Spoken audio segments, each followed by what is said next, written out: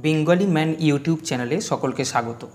আসন্ন railway group D পরীক্ষার কথা মাথায় রেখে আজ আমরা 27শে সেপ্টেম্বর 2018 4টে থেকে 5:30 শিফটে যে অঙ্ক প্রশ্নগুলো এসেছিল তার সমস্ত অঙ্কের সমাধান দেখে নেব। এই প্রশ্নের পিডিএফ এবং চাকরি পরীক্ষার অন্যান্য বিষয় ও পিডিএফ সংক্রান্ত তথ্যের জন্য তোমরা www.bengali-man-for-you.com এই ওয়েবসাইট ভিজিট করতে পারো।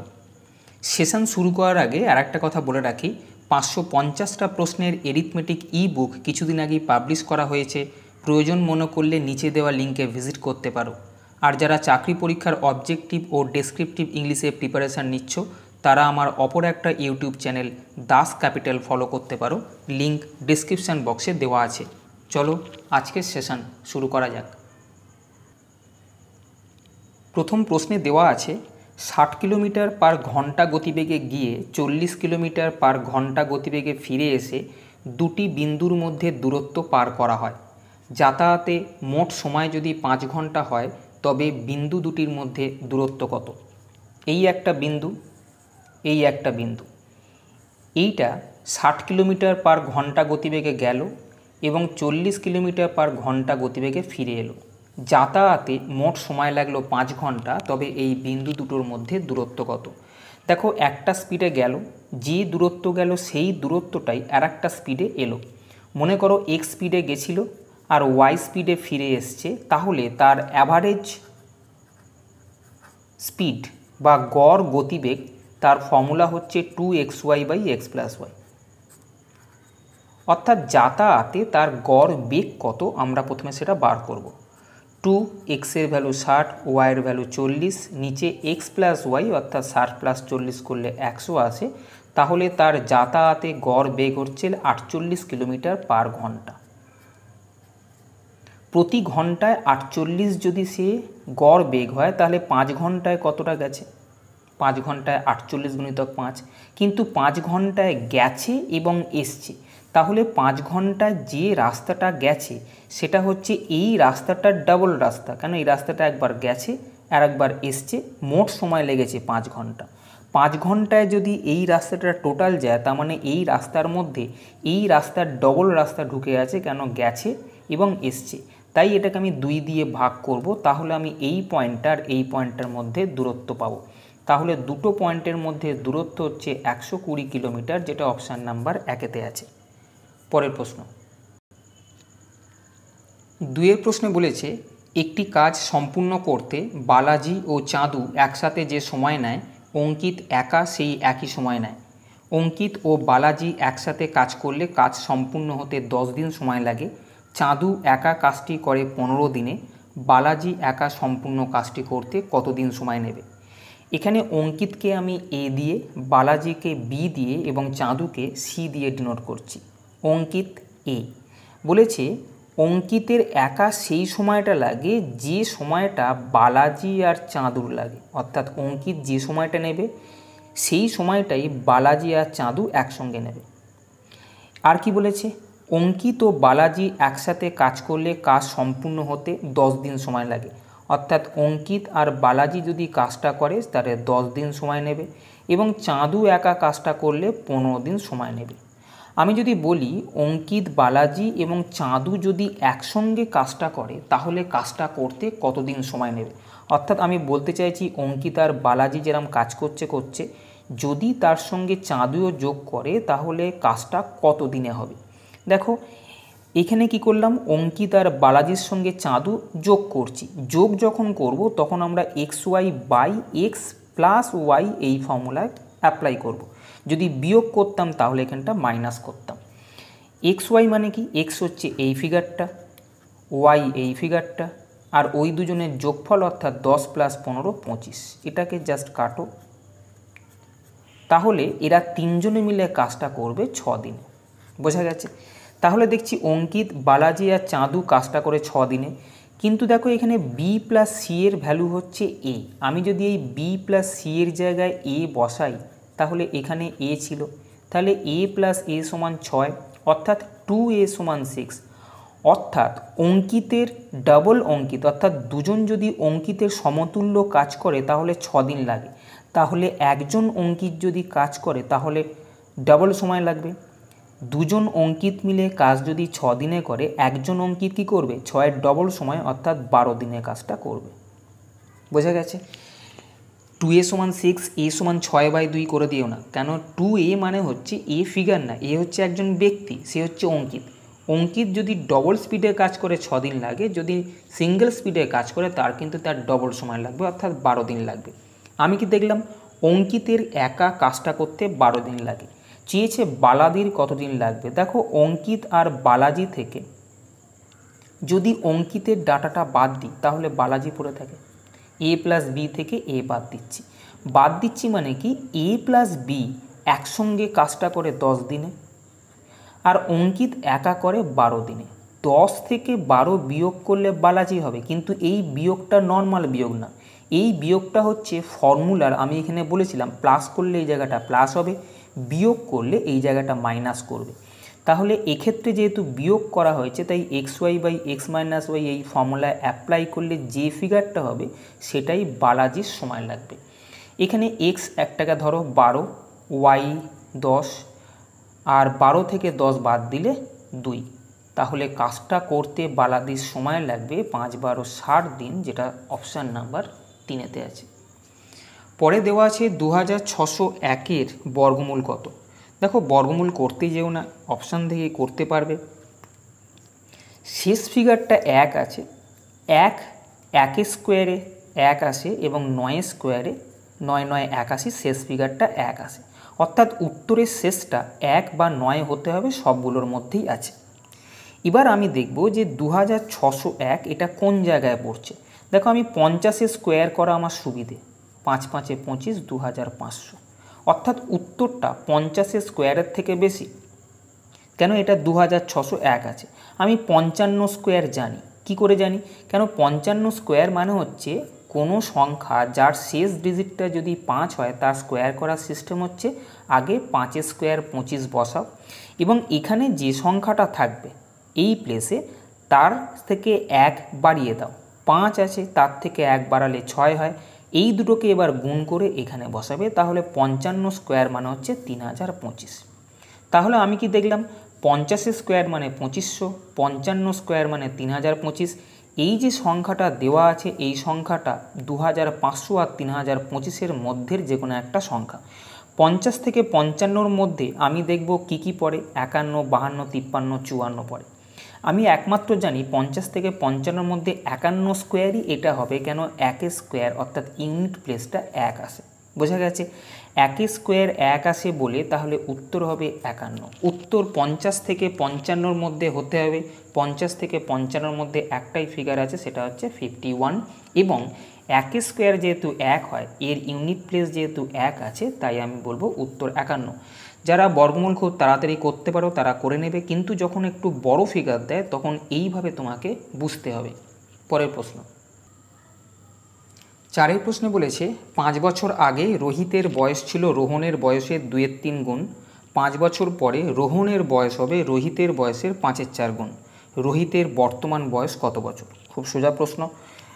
রোহিত আর রোহনের সম্বন্ধে কথা বলা হয়েছে। এই রোহিত, এই রোহন, এই বর্তমান প্রেজেন্ট। 5 বছর আগে, এখান থেকে 5 বছর আগে রোহিতের বয়স ছিল রোহনের বয়সের 2-3 গুণ, মানে রোহিতের বয়স যদি 2 হয়, রোহিতের বয়স ছিল রোহনের বয়সের 2-3 গুণ, অর্থাৎ রোহনের যদি 3 হয় রোহিতের হবে তার 2-3 গুণ, 3-এর 2-3 মানে 2, অর্থাৎ রেশিও ছিল 2:3। আবার বলেছে 5 বছর পরে, অর্থাৎ বর্তমান থেকে 5 বছর পরে রোহনের বয়স হবে রোহিতের বয়সের 5-4 গুণ, অর্থাৎ রোহিতের বয়স যদি 4 হয় তাহলে রোহনের বয়স হবে 5-4 গুণ, অর্থাৎ 5। 4-এর 5-4 গুণ করো তাহলে এটা আসবে। এবার এই রেশিওটা থেকে এই রেশিওটা পর্যন্ত টোটাল ডিস্টেন্স কত? এখান থেকে এটা 5, এখান থেকে এটা 5, অর্থাৎ এই রেশিও থেকে এই রেশিও পর্যন্ত টোটাল ডিস্টেন্স 5 + 5 10। এর ক্ষেত্রেও 10, এর ক্ষেত্রেও তাই ডিস্টেন্স হচ্ছে 10। আমরা এটাকে ক্রস মাল্টিপ্লাই করব। ক্রস প্রোডাক্ট মেথড, যারা নতুন ভিডিও দেখছো তারা ক্রস প্রোডাক্ট মেথড আমার ভিডিওটা দেখে নিও, এজের চ্যাপ্টারের ক্ষেত্রে করিয়েছিলাম, সেক্ষেত্রে সুবিধে হবে। আর যারা অনেক দিন থেকে ভিডিও দেখছো তারা জানো আমরা ক্রস প্রোডাক্ট মেথড কখন অ্যাপ্লাই করি। দুটো রেশিও থাকবে আর একটা এরকম সংখ্যা যদি থাকে সমান হতে হবে তার মানে নেই, যদি সংখ্যা থাকে তখনই আমরা ক্রস প্রোডাক্ট মেথড অ্যাপ্লাই করব। এটা ক্রস গুণ করব, এটা ক্রস গুণ করব, গুণ করে ওই গুণফলগুলোকে বিয়োগ করব। 5 দুগুণে 10, 3 4 12, 12 আর 10-এর ডিফারেন্স 2, সেটা এখানে লিখব। এবার এটা ক্রস গুণ করব, এটা ক্রস গুণ করব করে বড় সংখ্যাটা থেকে ছোট সংখ্যাটা বাদ দেবো, বিয়োগ চিহ্নের প্রশ্ন নিয়ে বাদ দেবো। 4 10-এ 40, 5 10-এ 50, 50 থেকে 40 বাদ দিলে 10, অর্থাৎ 2 ইউনিটের ভ্যালু হচ্ছে 10। 2 ইউনিটের ভ্যালু যদি 10 হয় তাহলে রোহিতের বয়স আমি বলতে পারবো এখানে 2 ইউনিট ছিল, অর্থাৎ এখানে রোহিতের বয়স 10 বছর ছিল। এখানে মানে কি বর্তমান থেকে 5 বছর আগে রোহিতের বয়স 10 ছিল। বলেছে রোহিতের বর্তমান বয়স কত? 5 বছর আগে রোহিতের বয়স যদি 10 থাকে তাহলে এখন আরও 5 যোগ হয়ে যাবে। আগে ছিল 10, 5 বছর পরে অর্থাৎ বর্তমানে 5 বছর যদি যোগ হয়ে যায় তাহলে রোহিতের বর্তমান বয়স হবে 15 বছর, যেটা অপশান নাম্বার 2-তে আছে। পরের প্রশ্ন 5-এর প্রশ্নে বলেছে একটি নম্বরে 20% যখন অন্য নম্বরে 36%-এর সাথে যোগ করা হয় তখন সেটি দুটি সংখ্যার সমষ্টির তার 30% হয়। দুটি সংখ্যার সমষ্টির 30% হয়। বড় সংখ্যাটি ছোট সংখ্যাটি থেকে 20 বেশি সংখ্যাগুলো নির্ণয় করো। অপশান দেখো সবগুলোই ডিফারেন্স 20 দেওয়া আছে, তাহলে অপশানে এইভাবে করতে পারবে না। তাহলে অপশান মেথড যে কোনো একটাকে চুজ করো, করে ওরা যেটা বলছে সেটাকে অ্যাপ্লাই করো। যেমন আমি যদি মনে করি এইটা উত্তর একটা নম্বরে 20%, এর 20%, 30-এর 20% মানে কত? 6। অন্য নম্বরে 36%, 50-এর 36% মানে কত? 18। কী করে বার করলাম? 50-এর 36% এইটা আছে, আমি পার্সেন্টেজটা চেঞ্জ করে দিতে পারি, অর্থাৎ এর গায়ে আমি পার্সেন্টেজটা দেবো, ওকে যেরম আছে আমি রেখে দেবো, জাস্ট চেঞ্জ করো পার্সেন্টেজটা। তাহলে 50% অফ 36 মানে কত? 18, সেটা আমি লিখেছি। তাহলে এদের যোগফল কত? 24। বলেছে যখন এর সাথে এটা যোগ করা হয় যে মানটা হয় সেটা দুটি সংখ্যার সমষ্টির 30%। দুটি সংখ্যা মানে কি? 30 আর 50, এই দুটো সংখ্যা, এদের সমষ্টি কত? 80। 80-র 30% কত? 80-র 30% হচ্ছে 24। দেখো এখানে 24 ছিল এবং সংখ্যা দুটোর যোগফলের 30%-এর মান 24 হয়েছে, অর্থাৎ আমি যেটা অপশান ধরেছিলাম সেটাই উত্তর। পরের প্রশ্ন একটি নির্দিষ্ট স্থানে হেঁটে গিয়ে গাড়িতে ফিরে আসতে রহমান নেয় মোট 10 ঘন্টা সময়, তবে দুদিকেই গাড়িতে গেলে সে 5 ঘন্টা সময় বাঁচাতে পারত। দুদিকেই হেঁটে গেলে সে কত ঘন্টা সময় নিত? দেখো হেঁটেকে আমি ডাব্লু দিয়ে ডিনোট করব আর গাড়িকে আমি আর দিয়ে লিখব। এখানে হেঁটে গিয়ে গাড়িতে ফিরে আসছে, হাঁটছে ডাব্লু ওয়াক, এবং গাড়ি করে ফিরে আসছে রাইড, এতে মোট সময় লাগছে 10 ঘন্টা। দুদিকেই গাড়ি করে গেলে অর্থাৎ রাইড যাচ্ছে রাইড করে আসছে, দুদিকেই গাড়ি গেল এলো, এতে 5 ঘন্টা সময় বাঁচছে। 10 ঘন্টা লাগছিল, 5 ঘন্টা সময় যদি বাঁচে তাহলে 10 - 5 = 5 ঘন্টায় যাচ্ছে। দুদিকেই যাতায়াতে গাড়ি করে 5 ঘন্টা লাগছে। বলেছে দুদিকেই হেঁটে গেলে অর্থাৎ হেঁটে যাব আবার হেঁটে আসবো, সেম ডিস্টেন্স, অর্থাৎ ডাব্লু প্লাস ডাব্লু 2Wর ভ্যালু চেয়েছে। হেঁটে গেলাম, ডাব্লু গেছি, ডাব্লু এসছি, অর্থাৎ 2Wর ভ্যালু দরকার। 2Wর ভ্যালু মানে একে 2 দিয়ে গুণ করতে হবে। আমি 2 দিয়ে একে গুণ করলাম, একটাকে 2 দিয়ে গুণ করলে হবে না, একেও 2 দিয়ে গুণ করতে হবে আর একেও 2 দিয়ে গুণ করতে হবে। এবারে যদি বিয়োগ করে দাও তাহলে এটা কেটে যাবে। তাহলে 2Wর ভ্যালু কত আসবে? এখানে 10 দুগুণে 20 থেকে 5 বাদ দিলে 15 ঘন্টা, অর্থাৎ হেঁটে গেছে হেঁটে এসছে, মোট সময় লেগেছে 15 ঘন্টা, যেটা অপশান নাম্বার 4-তে আছে। পরের প্রশ্ন 7 সেমি ব্যাস এবং 10 সেমি উচ্চতা বিশিষ্ট একটি চোঙ এর প্রান্তগুলিতে চোঙের মতো একই ব্যাস বিশিষ্ট দুটি অর্ধগোলক সংযুক্ত আছে। এই নিরেট বস্তুটির পৃষ্ঠতলের ক্ষেত্রফল নির্ণয় করো। একটা চোঙ বা সিলিন্ডার দেওয়া আছে,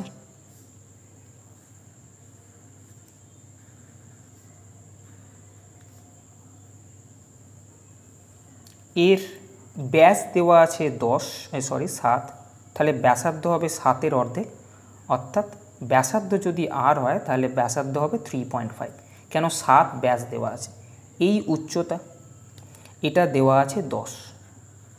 এবারে কি করেছে, এর যে ব্যাস আছে সেই ব্যাসের সমতুল্য ব্যাস বিশিষ্ট একটা অর্ধগোলক এদিকেও আছে, এই ব্যাসের সমতুল্য একটা অর্ধগোলক এখানেও দেওয়া হয়েছে। বোঝা গেছে? এই অর্ধগোলক দুটো আছে। এটা একটা নিরেট। বলেছে এর পৃষ্ঠতলের ক্ষেত্রফল কত, অর্থাৎ এই বাইরের ক্ষেত্রফল, এই বাইরের ক্ষেত্রফল, এই বাইরের ক্ষেত্রফল, টোটাল পৃষ্ঠতলের ক্ষেত্রফলটা কত। দেখো এই যে চোঙটা ছিল, যখন এই চোঙটা, এর এই যে বক্রতলের ক্ষেত্রফল যেটা আছে সেটা হচ্ছে এইটা, এই পার্টটা, এই বক্রতলের ক্ষেত্রফল। গোলকের ক্ষেত্রে এই ক্ষেত্রফলটা টোটাল, আর এদিককার অর্ধগোলকের ক্ষেত্রে এই হচ্ছে টোটাল ক্ষেত্রফলটা আমাকে যোগ করতে হবে। তাহলে বক্রতলের ক্ষেত্রফল চোঙের ক্ষেত্রে তার ফর্মুলা কি, 2πr/h। এটা হচ্ছে চোঙের বক্রতলের ক্ষেত্রফল। এবার অর্ধগোলক, যেহেতু এটা অর্ধগোলক, শুধু এই পিঠটা দেখা যাচ্ছে, অর্ধগোলকের বক্রতলের ক্ষেত্রফল 2πr²। এদিকে 2πr² আছে, এদিকে 2πr² আছে, অর্থাৎ মোট 4πr² বক্রতলের ক্ষেত্রফল। তাহলে এই বক্রতলের ক্ষেত্রফল, এই বক্রতলের ক্ষেত্রফল আর এই টোটাল বক্রতলের ক্ষেত্রফল, এটাই হচ্ছে পৃষ্ঠতলের ক্ষেত্রফল। তোমাকে এটার মান নির্ণয় করতে হবে, যেখানে আর এর ভ্যালু 3.5 জানা আছে, এইচ এর ভ্যালু 10 আছে। এখান থেকে 2πrটা কমন নিতে পারো, এইচ প্লাস 2r পড়ে থাকবে। 2π এর ভ্যালু 22/7, আর এর ভ্যালু 3.5, তাকে আমি 35/10 লিখছি। এইচ এর ভ্যালু হচ্ছে 10, আর 2r মানে হচ্ছে ব্যাস, তার ভ্যালু হচ্ছে 7, আর 3.5, ব্যাস 7 দেয়া ছিল, 2r মানে ব্যাস, তাহলে এই দুটোকে যোগ করলে 10 + 7 17 হবে। আমি এখানে লিখে দিলাম।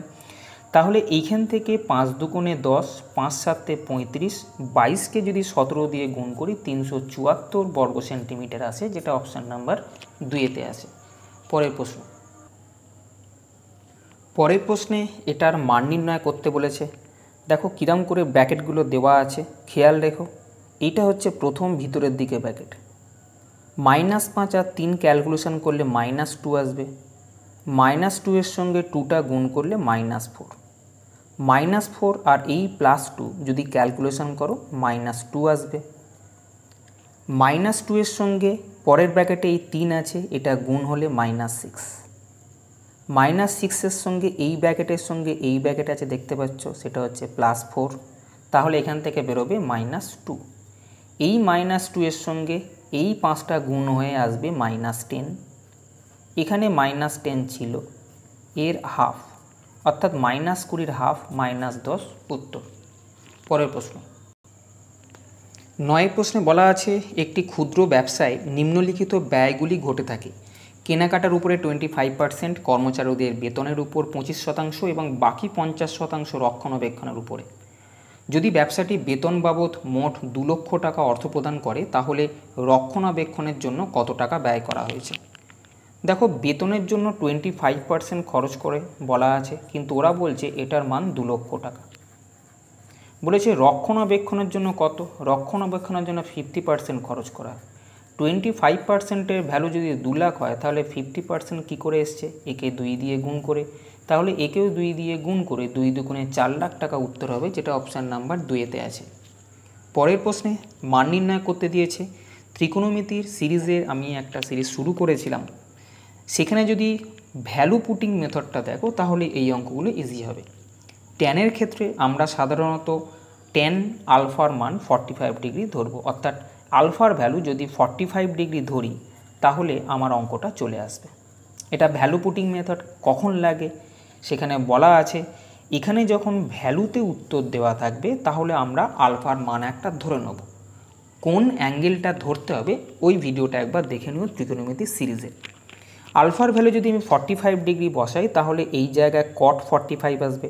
cot 45-এর ভ্যালু হচ্ছে 1, অর্থাৎ এটা 1, তাহলে এখান থেকে 1/1 + 1 অর্থাৎ হাফ আসছে, প্লাস এখানে tan 45-এর ভ্যালু 1, এখানেও tan 45-এর ভ্যালু 1, 2 × 1 2, এখানে 1 + 1 2, এখানে -1/1 + tan 45-এর ভ্যালু 1, তাহলে 1 + 1 2, -1/2 + 1/2 কেটে গেল, 2 × 1 2 আসবে, অর্থাৎ উত্তর হবে এই অপশান নাম্বার 4, যেটা 1 আছে। পরের প্রশ্নও একটা সরল দেওয়া আছে, দেখতে পাচ্ছ এটাকে 5 গুণিতক 9/14 -2, এখান থেকে 5 9 45 -15, এখান থেকে বেরোবে 2 2 দুগুণে 4 +4, এটা করলে আসবে 5 9 45/14 মাইনাস এটা আসছে 30 + 4 34, 34 দুগুণে 68, তাহলে 45 মাইনাস এটা 68, 68কে 14 দিয়ে গুণ করলে 952/14, এটা বিয়োগ করো -907/14 আসবে, যেটা অপশান নাম্বার 3-এতে আছে। পরের প্রশ্ন 12 প্রশ্নে বলেছে ধরা যাক বুট জুতোর দাম বেল্টওয়ালা জুতোর থেকে 20% বেশি এবং বেল্টওয়ালা জুতোর দাম চপ্পলের থেকে 10% বেশি। যদি এগুলোর সবকটি 3420 টাকা কেনা হয় তাহলে বুট জুতোর দাম কত টাকা? চপ্পল, বুট আর বেল্টওয়ালা জুতো এই জিনিস দেওয়া আছে। চপ্পলের দাম 100 টাকা ধরে নাও, বেল্টওয়ালা জুতোর দাম চপ্পলের থেকে 10% বেশি। চপ্পলের যদি 100 হয় তাহলে বেল্টওয়ালা হবে 110। আবার বুট জুতোর দাম বেল্টওয়ালার থেকে 20% বেশি। বেল্টওয়ালার 110, তার 20% মানে কত? 11 দুগুণে 22 টাকা বেশি। অর্থাৎ বেল্টের দাম যদি 110 হয়, বুটের দাম 22 টাকা বেশি, অর্থাৎ 132 টাকা। তাহলে এদের দামের রেশিও হচ্ছে এইটা, কিন্তু এদের দামের টোটাল দেওয়া আছে 3420। আমি যদি এইগুলোকে সব যোগ করি তাহলে কত আসবে? 432। ওরা বলেছে এই টোটাল ভ্যালুটা 100 200 300 342, ওরা দিয়েছে 3420। তাহলে একের ভ্যালু কত? 10। বলেছে বুট জুতোর দাম কত? বুট জুতোর দাম আছে 132 ইউনিট। 1 ইউনিটের ভ্যালু যদি 10 হয় তাহলে 132 ইউনিটের ভ্যালু হবে 1320 টাকা, যেটা অপশান নাম্বার 2-এতে আছে। পরের প্রশ্ন, এই প্রশ্নে ক্যালকুলেশন যখন করবে খেয়াল রেখো এর সব অপশানের প্রথম 3টে ডিজিট কিন্তু সমান আছে আর শেষ 3টে ডিজিট কিন্তু আলাদা আছে। অর্থাৎ আমি শুধুমাত্র শেষ 3টে ডিজিট কোথায় আসছে সেটাকে দেখেই কিন্তু উত্তর করব, এবং শেষ 3টে ডিজিট না দেখে দেখো তুমি যদি 2টো ডিজিট দেখছে, এখানে 78 আছে, এটা 78 মিলত, অর্থাৎ শেষ 3টে ডিজিটকে ক্যালকুলেশন করো। এখানে 98 আছে, তারপর আছে 9.8, তারপর আছে 0.98, আর লাস্টে আছে 0.098। এটাকে যদি আমি যোগ করি তাহলে দেখো 0.878 আছে, যেটা একমাত্র অপশান নাম্বার 2-এতেই আছে। পরের প্রশ্ন, এ 1 1, বি -2 7 এবং সি 3 -3 স্থানাঙ্ক দেওয়া আছে 3খানা পয়েন্টের।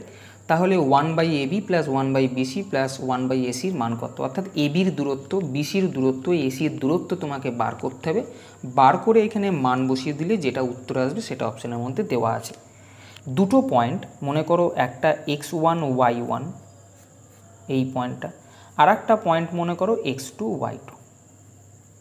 এই দুটো পয়েন্টের মধ্যে দূরত্ব, এই দূরত্ব বা ডিস্টেন্স বার করা সূত্র হচ্ছে √x1, অর্থাৎ এর দুটো প্রথমকে বিয়োগফল তার স্কোয়ার, প্লাস পরের দুটোর y আর y যেটা আছে ওদের তাদের বিয়োগফলের স্কোয়ার। এই হবে দুজনের মধ্যে দূরত্ব। এটা খুব তাড়াতাড়ি ক্যালকুলেশন করতে হবে। এবি, আমি প্রথমে এবির মধ্যে দূরত্ব বার করছি। দূরত্ব কি বললাম? রুট থাকবে, প্রথমটা থেকে প্রথমটা মাইনাস, 1 থেকে -2 মানে হচ্ছে 2 আর 1 3, তাদের স্কোয়ার মানে 9, প্লাস দ্বিতীয়টা থেকে দ্বিতীয়টা বিয়োগ, 1 থেকে 7 বিয়োগ করলে -6, -6 স্কোয়ার মানে 36। অর্থাৎ এটা হচ্ছে 36 আর 9 45, 45 √45 মানে 3√5, 5 9 45, 9 রুট বের করে দাও 3√5। তেমন করে আমি যদি বিসির দূরত্ব বার করি, বিসি মানে এই দুটো, প্রথমটা থেকে প্রথমটা বিয়োগ, এর প্রথম থেকে এর প্রথম বিয়োগ, -2 বিয়োগ -3 মানে -5, তার স্কোয়ার মানে কত হবে? -5-এর হোল স্কোয়ার মানে 25, প্লাস এর দ্বিতীয়টা থেকে এর দ্বিতীয়টা বিয়োগ, 7 থেকে বিয়োগ -3 অর্থাৎ -3, 7 -3 অর্থাৎ +3, 7 আর 3 10, 10 স্কোয়ার মানে 100। তাহলে এটা এলো √125, √125 ভ্যালু হচ্ছে 5√5। লাস্ট হচ্ছে এসি, এই দুটোর মধ্যে এর প্রথম থেকে এর প্রথমটা বিয়োগ করব, 1 থেকে 3 বিয়োগ করলে -2, বিয়োগফল যেটা বেরোবে তার স্কোয়ার করো, -2 স্কোয়ার মানে হচ্ছে 4, প্লাস এর দ্বিতীয়টা থেকে এর দ্বিতীয়টা বিয়োগ করব, যেহেতু এখানে বিয়োগ আছে তাই এটার সঙ্গে এটা যোগ হয়ে যাবে, কেন 1 -3 মিন্স +3 হয়ে যাবে, 3 ডাকে 4 যেটা হবে তার স্কোয়ার করব অর্থাৎ 16। তাহলে এটা এলো √20, √20 মানে হচ্ছে 2√5। এবার এই মানগুলো এখানে বসাবো। 1/ab মান বেরিয়েছে 3√5, প্লাস বিসির মান বেরিয়েছে 5√5 এবং এসির মান বেরিয়েছে 2√5। যদি সরল করো 5 দুগুণে 10, 3 10 30√5 লসাগু আসবে, এটা আসবে 10, এইটা 5 6 30 আর এটা হচ্ছে 15 দুগুণে 30 অর্থাৎ 15। তাহলে এইটা টোটাল এলো 31/30√5। এরম টাইপের উত্তরে নেই, নিচে রুট নেই, রুটটাকে তুলতে গেলে √5 দিয়ে ওপর নিচে গুণ করো, তাহলে এরও উপরে √5 গুণ করো, এরও নিচে √5 গুণ করে দাও। এটা যদি গুণ করো 31√5 ওপরে আসবে, আর নিচে √5 গুণ করলে 5, 5কে 30 দিয়ে গুণ করলে 150 আসে। তাহলে উত্তর হচ্ছে 31√5/150, যেটা অপশান নাম্বার 2-তে আছে। পরের প্রশ্ন 15 প্রশ্নে বলেছে ট্রেন এ যার দৈর্ঘ্য 120 মিটার 20 মিটার পার সেকেন্ড বেগে ধাবমান এবং বি যার দৈর্ঘ্য 130 মিটার 30 মিটার পার সেকেন্ড বেগে ধাবমান, ট্রেন এ কে অতিক্রম করতে কত সময় লাগবে? ট্রেন এ ট্রেন বিকে বলতো বা ট্রেন বি ট্রেন একে বলতো, যেহেতু দুজনেই রানিং আছে একই সময় লাগবে, কারণ একটা ট্রেন আর একটা ট্রেনকে ক্রস করছে। যদি কেউ দাঁড়িয়ে থাকতো কোনো একটা ট্রেন তাহলে কিন্তু উত্তর আলাদা হতো। এক্ষেত্রে ট্রেন বি ট্রেন একে কত সময় নেবে বা ট্রেন এ ট্রেন বিকে কত সময় নেবে, একই উত্তর আসবে যেহেতু ট্রেনগুলো রানিং আছে।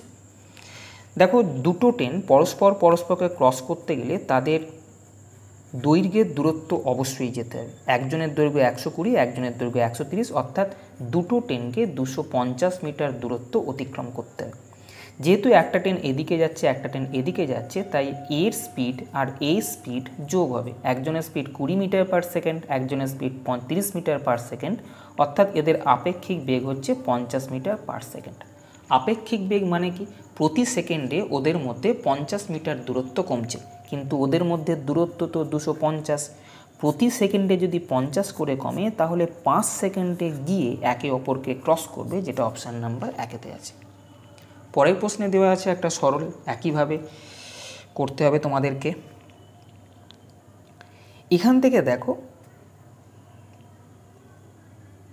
18 ভাজিতক -18 ভাগ -2, মাইনাস মাইনাস কেটে গেলে এখান থেকে 9 আসবে। 27কে 9 দিয়ে ভাগ করলে এখান থেকে 3 আসবে।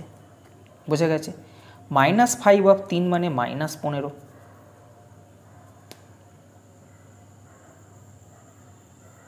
-15 এটা 4 স্কোয়ার ছিল, 42 না, 4 স্কোয়ার -4 স্কোয়ার, পুরোটার মাইনাস দিয়ে ব্যাকেট নেই, -4 স্কোয়ার মানে -16, -16 আর -15 করলে এখান থেকে আসছে -31। 93কে -31 দিয়ে ভাগ, তাহলে উত্তর হবে -3, যেটা অপশান নাম্বার 4-তে আছে। পরের প্রশ্ন, একটি চৌবাচ্চার সঙ্গে দুটি ইনলেট পাইপ যুক্ত, যার মধ্যে একটি অন্যটির থেকে দ্বিগুণ কর্মক্ষম। এই পাইপ দুটি চালু রয়েছে এবং তার পাশাপাশি আবার অন্য একটি আউটলেট পাইপও চালু রয়েছে, যেটি 12.5 ঘন্টায় সম্পূর্ণ চৌবাচ্চাটি খালি করে দিতে পারে। 3টি পাইপ একসঙ্গে কাজ করলে 2.5 ঘন্টায় খালি চৌবাচ্চাটি ভরে যায়। কম ক্ষমতার ইনলেট পাইপটি খালি চৌবাচ্চা পূরণ করতে কত ঘন্টা সময় নেবে? মনে করো যেটা বেশি ক্ষমতা যুক্ত আছে সে যদি x ঘন্টা সময় নেয়, তাহলে যেটা কম ক্ষমতা আছে সেটা 2x ঘন্টা নেবে। কেন? দ্বিগুণ কর্মক্ষম মানে কি? একজন যে সময় করবে আর একজন তার ডবল সময় করবে। যে ডবল সময় করছে সে হচ্ছে কম ক্ষমতার, যেটা প্রশ্নে চেয়েছে কম ক্ষমতার, আর যে কম সময় করবে সে হচ্ছে বেশি ক্ষমতার। তাহলে প্রশ্ন হচ্ছে যে কম ক্ষমতার ইনলেট পাইপটি খালি চৌবাচ্চা পূরণ করতে কতক্ষণ সময় নেবে। আমি মনে করলাম কম ক্ষমতারটা 2x ঘন্টা সময় নেবে, অর্থাৎ 2x এর ভ্যালু তোমাকে বার করতে হবে। আর বেশি ক্ষমতারটা x ঘন্টা নেবে। যে কম সময় নেবে সে কিন্তু বেশি ক্ষমতাযুক্ত, আর যে বেশি সময় নেবে সে কম ক্ষমতাযুক্ত ইনলেট পাইপ। ইনলেট পাইপ মানে এও ভরছে এও ভরছে। আর একটা পাইপ আছে যেটা 12.5 ঘন্টায় খালি করে, 12.5 ঘন্টায় খালি করে দেয়। আমি দেখব যে চৌবাচ্চাটিকে ভর্তি বা খালি করার কথা বলা হচ্ছে সেই ভর্তি বা খালি করা চৌবাচ্চাটির ক্যাপাসিটি কত। ক্যাপাসিটি বার করতে গেলে এদের লসাগু বার করতে পারো বা সবগুলোকে গুণ করতে পারো। এক্স এক্স এক্স আছে, তাহলে এক্স থাকছে, আর 12.5কে আমি 2 দিয়ে গুণ করে দেখছি সুবিধে হবে 25 আসছে, তাহলে 25x আমি চৌবাচ্চাটার ক্যাপাসিটি মনে করলাম। অর্থাৎ চৌবাচ্চাটিতে জল ধরে 25x লিটার। এবার এই 25xকে যদি আমি x দিয়ে ভাগ করি বেরোবে 25, 25xকে 2x দিয়ে ভাগ করে বেরোবে 12.5, এবং 25xকে 12.5 দিয়ে যদি ভাগ করি এখান থেকে বেরোবে 2x। এই যে ভাগফলগুলো বেরোলো এগুলো হলো এই চৌবাচ্চাটা প্রতি ঘন্টায় কতটা জল ভরছে, এই নলটা প্রতি ঘন্টায় কতটা জল ভরছে, এবং এই নলটা প্রতি ঘন্টায় কতটা জল খালি করছে। যদি তিনটে নলই একসঙ্গে চালু করা থাকে তাহলে এ ভর্তি করবে, এও ভর্তি করবে, এ খালি করবে, অর্থাৎ প্রতি ঘন্টায় এতটা করে জল চৌবাচ্চার মধ্যে যাবে।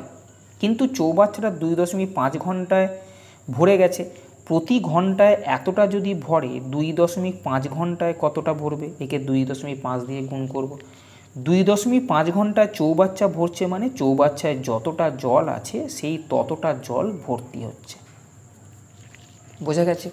2.5কে 25 দিয়ে গুণ করো 62.5, 12.5কে 2.5 দিয়ে গুণ করো 31.25, 2.5কে 2 দিয়ে গুণ করলে 5x সমান 25x। এখানে -5 শেষে এদিকে নিয়ে আসবে, তাহলে 30x হবে। 30x এর ভ্যালু কত হবে? 62.5 আর 31.25 যোগ করলে 93.75। তাহলে 30x এর ভ্যালু যদি এটা হয় তাহলে x এর ভ্যালু কত হবে? 93.75কে 30 দিয়ে ভাগ করবে, তাহলে এটা আসবে 3.125। চেয়েছিল কি কম ক্ষমতার ইনলেট পাইপটা চৌবাচ্চার কতক্ষণে ভর্তি করবে, আমি বলেছিলাম সেটা হচ্ছে 2x ঘন্টায়। x এর ভ্যালু যদি 3.125 হয় তাহলে 2x এর ভ্যালু তোমার উত্তর 2 × 3.125, তাহলে 6.25 ঘন্টা সময় নেবে, যেটা অপশান নাম্বার 1-তে আছে। পরের প্রশ্ন, একটি ত্রিভুজের 3টি বাহুর দৈর্ঘ্য হল 7 সেমি, 24 সেমি এবং 25 সেমি। 3টি বাহুর মধ্যবিন্দুগুলিকে সংযুক্ত করে একটি ছোট ত্রিভুজ তৈরি করা হলো। ছোট ত্রিভুজটির ক্ষেত্রফল কত? দেখো 7, 24, 25 ট্রিপলেট তৈরি করে, অর্থাৎ এরা পিথাগোরাসের উপপাদ্য মেনে চলে, অর্থাৎ 7 স্কোয়ার প্লাস 24 স্কোয়ার সমান 25 স্কোয়ার। যখনই চাকরি পরীক্ষায় যে কোনো 3টে বাহু দিয়ে প্রশ্ন দেবে প্রথমে দেখে নিও সেটা ট্রিপলেট ফর্ম করছে কিনা। এটা স্কোয়ার প্লাস এটা স্কোয়ার সমান এটা স্কোয়ার যদি হয় তাহলে সেটা ট্রিপলেট ফর্ম করে। আমি এই নিয়ে আগে ভিডিওও দিয়েছি, পারলে এই ভিডিওগুলো একটু দেখে নিও কোন কোন ট্রিপলেট সাধারণত আমাদের সবচেয়ে বেশি পরীক্ষায় আসে। অর্থাৎ এটা একটা সমকোণী ত্রিভুজ। ট্রিপলেট মিনস একটা সমকোণী ত্রিভুজ হতে হবে যার একটা বাহু 7, একটা 24 এবং একটা হচ্ছে 25, এবং যেটা বড় সেটা হচ্ছে অতিভুজ। ট্রিপলেট তৈরি করা মানে সেটা সমকোণী ত্রিভুজ হবে। এবার এই বাহুগুলোর মধ্যবিন্দু, এর মধ্যবিন্দু, এর মধ্যবিন্দু, এর মধ্যবিন্দু যোগ করে এই যে ছোট ত্রিভুজটা এলো, বলেছে এই ছোট ত্রিভুজটার ক্ষেত্রফল কত। দেখো কোনো ত্রিভুজের মধ্যবিন্দুগুলোকে যোগ করলে যে 4টে ত্রিভুজ তৈরি হয়, 1, 2, 3, 4, 4টে ছোট ছোট ত্রিভুজ তৈরি হয়, তাদের প্রত্যেকের ক্ষেত্রফল সমান হয়। অর্থাৎ একটা ত্রিভুজের ক্ষেত্রফল যা হবে তাকে আমি 4 দিয়ে যদি ভাগ করি তাহলে প্রতিটা ত্রিভুজের ছোট ছোট ত্রিভুজের ক্ষেত্রফল পেয়ে যাবে। তাহলে আমার টার্গেট হচ্ছে এই টোটাল ত্রিভুজটার ক্ষেত্রফল বার করা। আমরা সবাই জানি সমকোণী ত্রিভুজের ক্ষেত্রফলের ফর্মুলা হাফ ভূমি ইন্টু উচ্চতা, অর্থাৎ টোটাল ত্রিভুজটার ক্ষেত্রফল 7, 12, 84। আমি বলেছি যা ক্ষেত্রফল টোটাল ত্রিভুজটার হবে 4টে ছোট ছোট যেহেতু ত্রিভুজ এসছে তাই 4 দিয়ে ভাগ করলে প্রত্যেকটা ছোট ত্রিভুজের ক্ষেত্রফল বেরোবে, যেটা অপশান নাম্বার 2-তে আছে। সেটা শুধু এটা নয়, এটারও ক্ষেত্রফল 21, এটারও। পরের প্রশ্ন, 19-এর প্রশ্নে বলেছে একটি স্বাভাবিক সংখ্যা যখন 4, 5, 6 বা 7 দ্বারা বিভক্ত হয় তখন প্রতিটি ক্ষেত্রে 1 অবশিষ্ট থাকে। এই ধরনের সংখ্যার মধ্যে সর্বনিম্ন সংখ্যা কোনটি? যেহেতু সর্বনিম্ন বলেছে তাই প্রথমে 4, 5, 6, 7-এর লসাগু বার করবে। এই যে লসাগুটা বের করব এটা হবে মিনিমাম সংখ্যা, যে সংখ্যাটাকে 4, 5, 6 বা 7 সবগুলো দিয়ে ভাগ করা যায়। কিন্তু ভাগ করলে হবে না, বলেছে ভাগ করার পরে 1 অবশিষ্ট থাকতে হবে। 1 যেহেতু অবশিষ্ট থাকতে হবে তাই এখানে যে লসাগু বেরোবে তার সঙ্গে আমি 1 যোগ করে দেবো। কেন? যে লসাগুটা বেরোবে সেই সংখ্যাটাকে 4, 5, 6, 7 দিয়ে পুরোপুরি ভাগ করা যাবে। ওরা বলেছে ভাগ করলে হবে না, 1 অবশিষ্ট থাকতে হবে। তাহলে যে সংখ্যাটা পুরোপুরি ভাগ করা যাবে তার সঙ্গে যদি আমি 1 যোগ করে দিই তাহলে যে সংখ্যাটা আসবে সেই সংখ্যাটাকে 4, 5, 6, 7 দিয়ে ভাগ করার পরেও 1 অবশিষ্ট থাকবে। 4, 5, 6, 7-এর লসাগু 420, তার সঙ্গে 1 যোগ করো, অর্থাৎ উত্তর হবে 421, যেটা অপশান নাম্বার 4-এতে আছে। পরের প্রশ্ন, 2×1=25-এর ভ্যালু কত? 2 রাখলে 1/25 পয়েন্টের জন্য 0 এলো, 0-র জন্য 100 এলো, 4, 25, 100, অর্থাৎ উত্তর হবে অপশান নাম্বার 1। পরের প্রশ্ন, যদি tan 4 theta plus tan square theta সমান 11 হয় তাহলে sec 4 theta minus sec square theta মানে কত? দেখো sec square theta minus tan square theta সমান 1, বা বলতে পারো sec স্কোয়ার থিটা মানে হচ্ছে 1 প্লাস tan স্কোয়ার থিটা। ত্রিকোণমিতির ভিডিওগুলো দেখো, এই ফর্মুলাটা দেওয়া আছে। সবাই জানি আমরা sec স্কোয়ার থিটা সমান 1 প্লাস tan স্কোয়ার থিটা। আমি এই জায়গাটা থেকে tan স্কোয়ার থিটা যদি কমন নিই তাহলে এখান থেকে পড়ে থাকবে tan স্কোয়ার থিটা আর এখান থেকে পড়ে থাকবে 1 সমান 11 দেওয়া ছিল। 1 প্লাস tan স্কোয়ার থিটা সমান কি? এই সবে বললাম 1 প্লাস tan স্কোয়ার থিটা মানে sec স্কোয়ার থিটা। আবার tan স্কোয়ার থিটা মানে কি? tan স্কোয়ার থিটা যদি আমি শুধু এইখান থেকে আমি যদি tan স্কোয়ার থিটাটা এই দিকে নিয়ে আসতাম আর 1টাকে যদি এই দিকে নিয়ে আসতাম তাহলে এটা হতো sec স্কোয়ার থিটা মাইনাস 1। বুঝতে পারছো? tan স্কোয়ার থিটা নিয়ে গেলাম আর 1টাকে এদিকে নিয়ে এলাম, তাহলে আমি tan স্কোয়ার থিটার জায়গায় sec স্কোয়ার থিটা মাইনাস 1 লিখতে পারি। এবারে এই দুটোকে জাস্ট গুণ করো, এটা সমান 11 ছিল। sec স্কোয়ার থিটা গুণ করলে sec 4 থিটা মাইনাস এটার সঙ্গে 1 গুণ করলে sec স্কোয়ার থিটা, তার ভ্যালু হচ্ছে 11। এটাই চেয়েছে, sec 4 theta minus sec square থিটার ভ্যালু কত? অর্থাৎ উত্তর হলো অপশান নাম্বার 2। পরের প্রশ্ন, অনুজ কিছু পরিমাণ টাকা বার্ষিক 12% সরল সুদে 3 বছরের জন্য একটি স্কিমে লগ্নি করেছে। এছাড়াও এর 3 গুণ টাকা সে অপর একটি স্কিমে 2 বছরের জন্য লগ্নি করেছে। সে যদি দুটি যোজনা থেকে সরল সুদ হিসেবে একই পরিমাণ অর্থ আয় করে তাহলে দ্বিতীয় যোজনাটিতে সরল সুদের হার কত? প্রথম যোজনা আর দ্বিতীয় যোজনা। প্রথম যোজনায় মনে করো 100 টাকা রেখেছে, তাহলে দ্বিতীয় যোজনায় 3 গুণ টাকা অর্থাৎ 300 টাকা রেখেছে। প্রথম যোজনায় 12% সরল সুদে 3 বছরে কত ইন্টারেস্ট পাচ্ছে? 36%। 100 টাকা 36% মানে কি? 36 টাকা ইন্টারেস্ট পাচ্ছে। বলেছে দ্বিতীয় যোজনাতেও 2 বছরের জন্য লগ্নি করেছে কিন্তু সরল সুদ হিসেবে একই পরিমাণ অর্থ পাচ্ছে। এখানে সরল সুদ 36 পেয়েছে, এখানেও সরল সুদ 36 পেয়েছে 2 বছরে, তাহলে প্রতি বছরে সুদ কত পেয়েছে? 18 টাকা। 300 টাকা রেখে প্রতি বছর যদি 18 টাকা ইন্টারেস্ট পায় তাহলে রেট কত হবে? 6%। দেখো 300 টাকা 6% 18 টাকা, তাহলে রেট অফ ইন্টারেস্ট 6%, যেটা অপশান নাম্বার 2-তে আছে। পরের প্রশ্ন, 2375 টাকা দিয়ে কেনা একটি জিনিস 16% লাভে বিক্রি করা হয়েছিল, জিনিসটির বিক্রয় মূল্য কত? খুব সোজা প্রশ্ন। 2375 টাকা দিয়ে কিনেছে, 16% লাভ মানে 116/100। যেহেতু বিক্রয় মূল্য বেশি তাই বড় ফিগার উপরে ছোট ফিগার নিচে। এবার জাস্ট কাটতে হবে, এটা 4 দিয়ে কাটো 29, এটা 25, 25 দিয়ে এটাকে কাটলে আসবে 95। বুঝেছ? 95কে 29 দিয়ে গুণ করব, 29 দিয়ে গুণ করলে 5 × 9 = 45। শেষ ফিগারটা দেখো 5 আসছে, 5 × 9 = 45, একটাই আছে যেটা অপশান নাম্বার 3। পরের প্রশ্ন, 3টি ট্যাঙ্কার যথাক্রমে 78 লিটার, 117 লিটার এবং 195 লিটার জল ধারণ করে। সর্বাধিক ধারণ ক্ষমতা সম্পন্ন একটি পাত্রের ধারণ ক্ষমতা নির্ণয় করো যেটি 3টি পাত্রের জলকে পূর্ণ সংখ্যক ভরে মাপতে পারবে। সর্বাধিক ধারণ ক্ষমতা বলেছে তাই 78, 117 এবং 195-এর গসাগু বার করো। যেটা গসাগু বেরোবে সেটাই হবে সর্বাধিক ধারণ ক্ষমতা। এই তিনটের গসাগু 39 আসবে, যেটা অপশান নাম্বার 4-এতে আছে। শেষ প্রশ্ন, সাইন থিটার মান দেওয়া আছে 16 cos square theta plus tan square theta মান চেয়েছে। সাইন থিটা মানে হচ্ছে লম্ব বাই অতি। এই অ্যাঙ্গেলটা যদি থিটা হয় তাহলে সাইন থিটা মানে হচ্ছে লম্ব বাই অতি। লম্বের মান 3 আর অতির মান 4। তাহলে ভূমির মান কত হবে? অতিভুজের স্কোয়ার থেকে লম্বের স্কোয়ার বাদ দিলে ভূমি বেরোবে। 4 স্কোয়ার 16, তার থেকে 3 স্কোয়ার 9 বাদ দাও, 16 থেকে 9 বাদ দিলে 7, 7-এর রুট এখানে বসবে। কেন লম্ব স্কোয়ার প্লাস ভূমি স্কোয়ার সমান অতিভুজের স্কোয়ার হয়, আমরা সবাই জানি। তাহলে ভূমির মান হচ্ছে √7। এখানে বলেছে 16 কস স্কোয়ার থিটা। কস মানে হচ্ছে ভূমি বাই অতিভুজ, ভূমির মান √7 আছে, অতিভুজ 4, তার স্কোয়ার ছিল, plus tan square theta. Tan মানে লম্ব বাই ভূমি, লম্ব বাই ভূমির মান হচ্ছে √7 এর স্কোয়ার। তাহলে 16 গুণিতক √7 স্কোয়ার 7, 4 স্কোয়ার 16, এটা কেটে যাবে, এটা 9/7 আসবে। তাহলে উত্তর হচ্ছে 7 প্লাস 9/7, 7 7 49 প্লাস 9 58/7, যেটা অপশান নাম্বার 3-এতে আছে। বোঝা গেছে? তাহলে আজকে এই পর্যন্তই।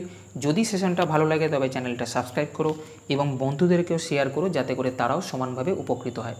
ভালো থেকো, ভালোভাবে পড়াশোনা করো। টাটা।